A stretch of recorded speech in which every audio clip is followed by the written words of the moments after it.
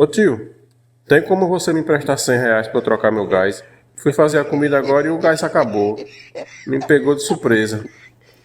Rapaz, você que sabe quando seu gás está perto de acabar, foi pego de surpresa? Imagine eu que tô sabendo da notícia agora.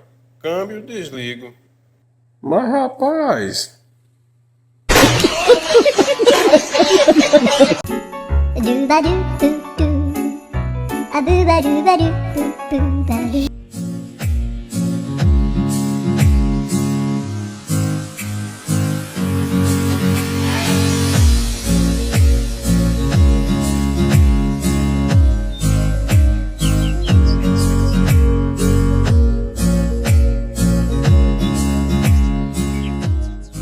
Alô?